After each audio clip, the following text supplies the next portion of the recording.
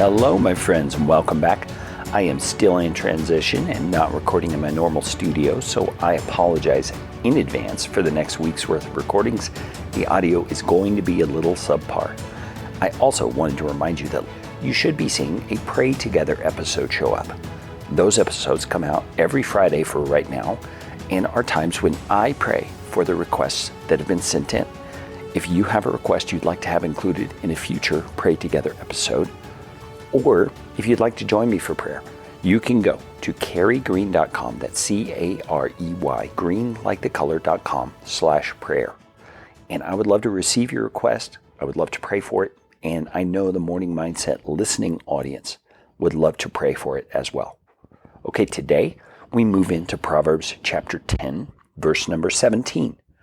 And this proverb reads this way: whoever heeds instruction is on the path to life, but he who rejects reproof leads others astray. So I wonder, do you hear in this proverb this concept of a path? He is likening the life that we live to walking down a path. And he says those who heed instruction are on a path that's leading them to life. So he's basically saying they are going to be blessed. Something good is going to come for them. Because we all would say life is a good thing. It's a good thing to have a beating heart. It's a good thing to have lungs that operate well. It's a good thing to have a brain that functions properly. Life is one of the most precious things we've been given.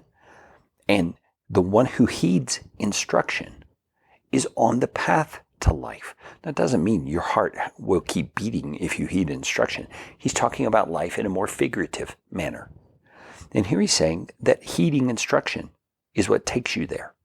Now, what does that mean to heed instruction? Well, it means, first off, you need to have an attitude of overall humility in your life, knowing that you don't know it all, knowing that there are things in life that you need to be taught, and you posture yourself in a way that you are willing to receive that kind of instruction. Now, where does that instruction come from? Well, obviously, it comes from God in the scriptures.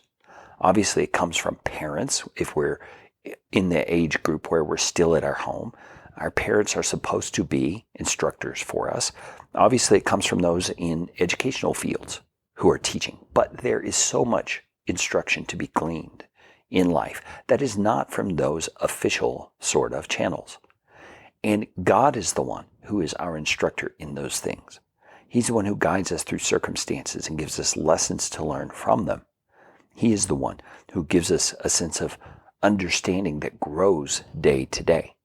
And that attitude of humility that heeds instruction is what we need to be fostering. Now, the contrasting statement that Solomon lays out here, he says, he who rejects reproof leads others astray.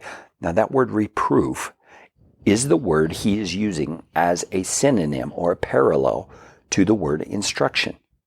And a reproof really means when someone corrects you. Someone steps into your life and says, hey, I don't think what you're doing there is going to benefit you long term. I think you should make a course correction. You see, a reproof is a different type of instruction. It's when a person steps into your life and helps you see something that you don't see. You know, one of those blind spots we all have. And so here he says, the one who rejects reproof leads others astray. So think about that for a moment.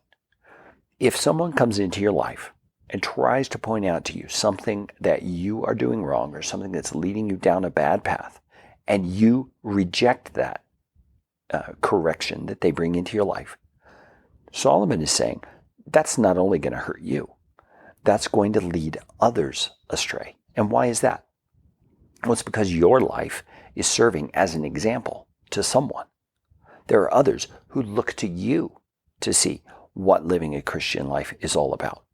There are others who look to you to see what it's like to be a mature woman or a mature man.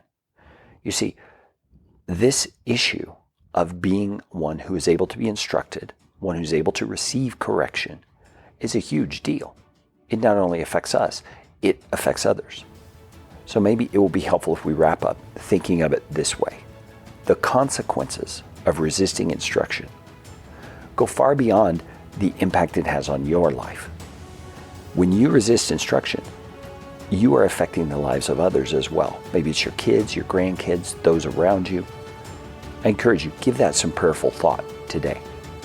Jesus, give us the humble hearts that enable us to receive instruction and enable us to not lead others astray by resisting reproof.